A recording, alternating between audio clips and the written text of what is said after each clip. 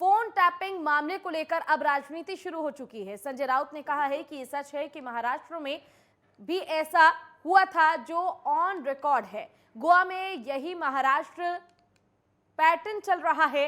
ये संयोग की बात है कि उस समय जो महाराष्ट्र के नेता थे वो गोवा के प्रभारी हैं। फोन टैपिंग शायद उत्तर प्रदेश में भी चल रही होगी।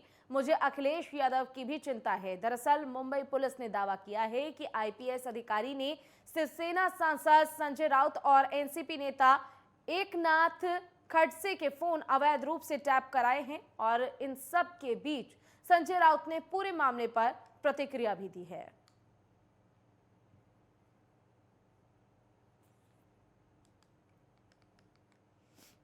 गोवा के कांग्रेस के बड़े देखिए, इस देश में सभी जो अपोजिशन के नेता है और खास करके जहाँ जहाँ अभी चुनाव हो रहे हैं और जहाँ जल्दी ही नतीजे आएंगे वहाँ के बहुत से नेताओं की फ़ोन टैपिंग चल रहे हैं। कल ही मुझे गोवा के कांग्रेस के बड़े नेता दिगंबर कामत साहब मिले। कामत साहब ने भी ये चिंता व्यक्त की कि हमारे फ़ोन टैप हो रहे थे और कल ही गोवा में कांग्रेस की तरफ से फ़ोन टैपिंग के मामले में एक बड़ी जनता को जानकारी भी दी है और ये सच है। महाराष्ट्र में भी यही हुआ था 2 साल पहले 2019 में, जब सरकार हमारी महाविकास आघाड़ी की सरकार बंद रही थी तो हमारे सबके फ़ोन टैप हो रहे थे, ऑन रिकॉर्ड है। अब उनके ऊपर तो एफआईआर लॉन्च हो गई है वो लेडी ऑफिसर के खिलाफ। गोवा में यही महाराष्ट्र पैटर्न फ़ोन टैपिंग का अब चल रहा है और निश्चित तौर से ये संयोग की बात है। उस वक्त जो महाराष्ट्र के नेता थे वो गोवा के प्रभारी हैं, तो महाराष्ट्र पैटर्न गोवा में चल रहा है। महाराष्ट्र पैटर्न फ़ोन टैपिंग का शायद उत्तर प्रदेश में भी चलता होगा।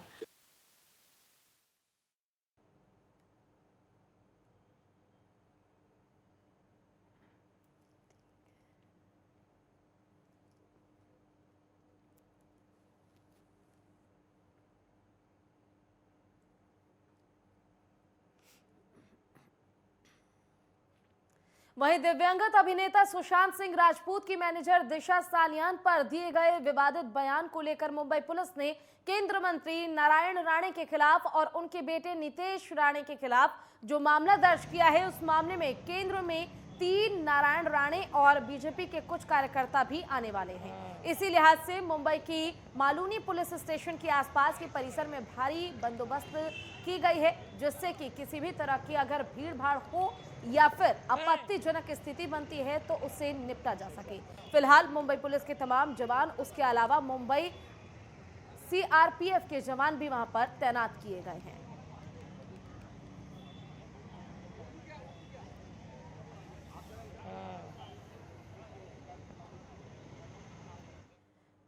तो वहीं पुणे के 16 छात्र यूक्रेन में फंसे थे जो अब भारत लौट आए हैं। ये छात्र देर रात 1:30 बजे पुणे एयरपोर्ट पर पहुंचे। जैसे ही उनका आगमन हुआ, परिजनों की आंखें नम हो गई। वहीं छात्रों की वापसी पर कुछ लोगों ने एयरपोर्ट पर मिठाइयां भी बांटी और छात्रों ने भी राहत की सांस ली कि यूक्रेन से अब वो अपने वतन, अपने देश वापस आ चुके हैं और सुरक्षित हैं। हम लोग कीव से लवीव तक का प्रवास खड़े रह के 10 घंटे तक हम लोग ट्रैवल किए ट्रेन में। कहीं भी बैठने की जगह नहीं थी। फिर वहाँ से हमें जाके चौक बॉर्डर पे जाना था, इसलिए हम लोग फिर वहाँ पे रुके, पूरी रात गुजारी। वहाँ पे हम लोग को प्रोवाइड किया था, शेल्टर प्रोवाइड किया गया था, फिर खाना वगैरह भी प्रोवाइड किया गया था। फिर वहाँ से हम लोग ने बस ली। ऑलमोस्ट 4 to 5 आवर्स हम लोग ने ट्रैवल किया। फिर हम लोग चौक बॉर्डर पे पहुँचे। फिर वहाँ से इमिग्रेशन के लिए भी बहुत भीड़ थी। यूक्रेनियन सोल्जर्स के भी जो फैमिलीज थे उनको इवैक्यूएट किया जा रहा था, तो उनको पहले प्रायोरिटी दी जा रही थी। हम लोग 8 से 9 घंटे हम लोग इमिग्रेशन के लिए खड़े थे। फिर वहाँ से हमें निकाला गया, जोनिया बॉर्डर पे पहुँचा गया। वहाँ से इंडियन एम्बेसी ने हम लोग को लिया। फिर इंडियन एम्बेसी ने हमें बस में बिठा के फिर हम लोग गए हंगरी बॉर्डर। वहाँ से वहाँ में रखा गया था। फिर नेक्स्ट डे पे हमें आज 3rd of मार्च को हम लोग को वहाँ से इवैक्यूएट किया गया। वहीं महाराष्ट्र के नांदेड़ में घरेलू गैस पाइपलाइन परियोजना की सफलता के लिए 1200 करोड़ की मंजूरी मिल चुकी है। दरअसल प्रदूषण मुक्त भारत के सपने को साकार करने के लिए प्रधानमंत्री नरेंद्र मोदी ने देश भर में प्राकृतिक गैस पाइपलाइनों का एक नेटवर्क बनाना शुरू कर दिया है। प्रधानमंत्री की इस महत्वाकांक्षी परियोजना में महाराष्ट्र नेचुरल गैस लिमिटेड के प्रबंधक निदेशक और उनकी टीम ने परियोजना का निरीक्षण करने के लिए नांदेड़ शहर का दौरा किया। दरअसल नांदेड़ जिले को शामिल करने की मांग को लेकर प्रतापराव पाटिल चिखलीकर ने प्रधानमंत्री नरेंद्र मोदी से मुलाकात की थी। देश के पंतप्रधान आदरणीय मोदी साहब का जो सपना है प्रदूषण मुक्त भारत का, पेट्रोलियम मंत्रालय के माननीय मंत्री हरदीप सिंह पुरी साहब ने प्रदूषण मुक्त भारत सपना साकार करने के लिए संभाजीनगर के बाद नांदेड़ को हर घर गैस देने की योजना, उसके लिए 1200 करोड़ रुपए सैंक्शन किए। 8 लाख लोगों को इसका कलेक्शन देने का प्रयोजन है। इसमें 170 सीएनजी पंप खड़े रहेंगे और नांदेड़ के हर तालुका प्लेस पे पहले नांदेड़ सिटी का होएगा और उसके बाद में नांदेड़ तालुका और बाद में रूरल एरिया में ये गैस कनेक्शन दिए जाएंगे। और ज्यादा जानकारी के साथ हमारे संवाददाता संगरत्न पवार इसी खबर पर जुड़ चुके हैं। संगरत्न, सबसे पहले तो देखिए, जिस तरह से नांदेड़ की जनता को अब घरेलू गैस पाइपलाइन परियोजना जो है उसके कहीं ना कहीं लाभ मिलने वाला है। इसके लिए 1200 करोड़ रुपए की स्वीकृति भी मिल चुकी है इस परियोजना को। तमाम जानकारी क्या है इसको लेकर आपके पास? हाँ जी पूजा जी, मुक्त भारत सपने का आकार करने के लिए प्रधानमंत्री ने जो देश के गैस पाइपलाइन के एक नेटवर्क बनाना शुरू कर दिया था, वो महत्वाकांक्षी योजना को नांदेड़ के सांसद प्रताप पाटिल चिखलीकर इन्होंने पीएम से बात, मोदी साहब से बात करके उनसे मुलाकात करके उसके बाद उन्होंने नांदेड़ के लिए परियोजना लागू करने की मांग की थी। उसको पेट्रोलियम मंत्री धर्मेंद्र प्रधान जी ने मंजूरी देते हुए नांदेड़ के लिए 1200 करोड़ रुपए की मंजूरी दे दी गई है। जी संगरत्न, आपसे ये जानना चाहेंगे, देखिए 1200 करोड़ रुपए की जो स्वीकृति है वो सरकार की ओर से दे दी गई है और हालांकि काफी ज्यादा महत्वाकांक्षी योजना है ये केंद्र सरकार की ओर से। धरातल पर इस योजना को अब तक कहां तक पहुंचाया जा सका है? जी जी, ये योजना बनने के लिए 8 साल का वक्त लगने वाला है। इसकी योजना के पूर्ति यहाँ के अधिकारियों ने आके की है और ये योजना जल्द ही लागू की जाएंगी, ऐसी जानकारी सांसद प्रताप पाटिल चिखलीकर ने कल प्रेस में दी गई। जी, क्या इसके लिए जगह चिन्हित की गई है कि आखिर जो गैस पाइपलाइन बिछाई जाएगी वो किन किन एरिया में बिछाई जाएगी? पूरे नांदेड़ जिले के लिए ये योजना है। इसके लिए 8 लाख लोगों को इसका लाभ मिलने वाला है। यह योजना बुल्ढाना से नांदेड़ तक पाइपलाइन बिछाई जाएंगी और उसके बाद लोगों को कनेक्शन दिया जाएगा। इसकी परियोजना का पूरा लाभ 8 साल तक मिलने की योजना। संगरत्न, बहुत बहुत शुक्रिया आपका तमाम जानकारी के लिए। वहीं बुल्ढाना में किसानों को रोजाना बिजली देने की मांग को लेकर राजू शेट्टी पिछले 12 दिनों से अनिश्चितकालीन धरना प्रदर्शन कर रहे हैं, लेकिन प्रशासन की ओर से राजू शेट्टी के धरना प्रदर्शन पर ध्यान नहीं दिया गया। वहीं स्वाभिमानी नेता रविकांत तुपकर प्रशासन से नाराज दिखे, जिसके बाद रविकांत तुपकर के नेतृत्व में सोलापुर नागपुर हाईवे पर चिखली के पास पेट फतेह को चक्का जाम आंदोलन कर चक्का जाम किया गया।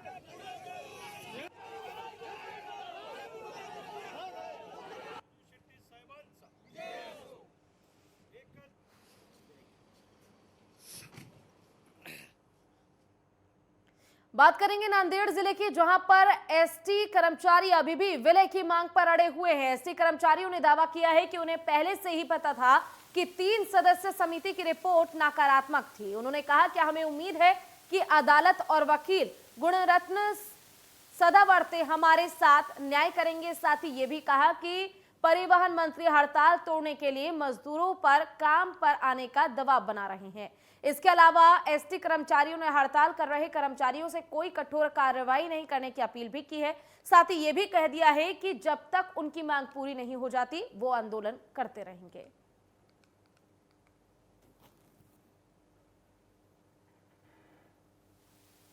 आज जो अर्थसंकल्पीय अधिवेशन में जो कोर्ट के आदेश के अनुसार त्रिसदस्यीय समिति की स्थापना की थी, उन्होंने कामगारों के खिलाफ सरकार का सुन के जो मुद्दे रखे हैं वो पूरे कामगारों के हनन करने के मुद्दे हैं। इसके खिलाफ हमारे 250 डेपो के कामगार इनका निषेध करते हैं और हमारे जो मांग है कि एसटी कर्मचारियों का राज्य शासन में विलीनीकरण हो, इस पे हम माननीय श्री एडवोकेट गुणरत्न सदावर्ते साहब, हमारे जो वकील साहब है, उनके साथ पहले भी थे, आज भी है और कल भी रहेंगे और शासन का हम जाहिर निषेध करते हैं आपके माध्यम से। चलिए यहाँ रुकेंगे छोटे से ब्रेक के लिए, ब्रेक के बाद जल्द लौटेंगे।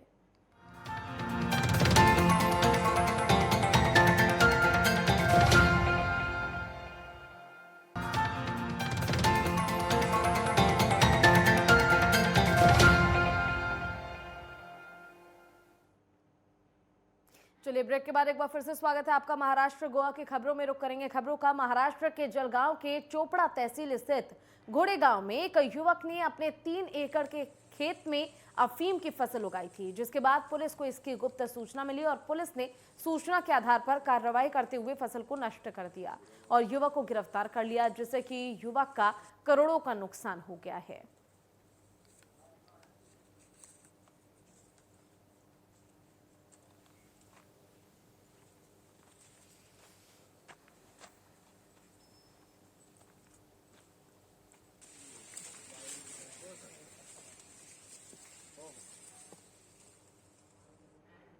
और मुंबई के मलाड स्टेशन पर जीआरपी ने 17 साल की लड़की की जान बचाई है, जिसका एक सीसीटीवी फुटेज भी सामने आया है। दरअसल 2 मार्च को मलाड स्टेशन पर एक लड़की दौड़ते हुए ट्रेन पकड़ने की कोशिश कर रही थी, लेकिन उसका पैर फुटबोर्ड पर सही से पड़ा नहीं और ट्रेन उसे खींचने लगी। जैसे ही जीआरपी के जवान ने देखा, वो दौड़ पड़े और लड़की को बचा लिया गया।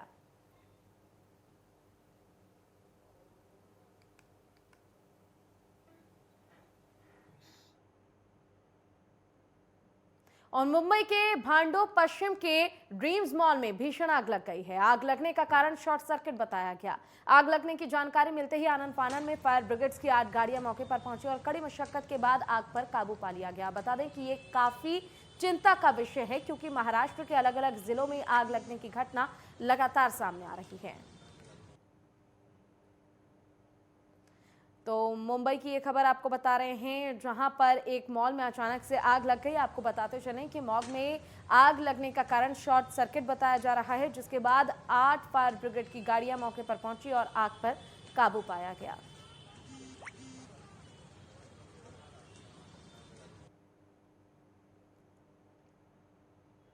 और पिंपरी चिचवड़ शहर के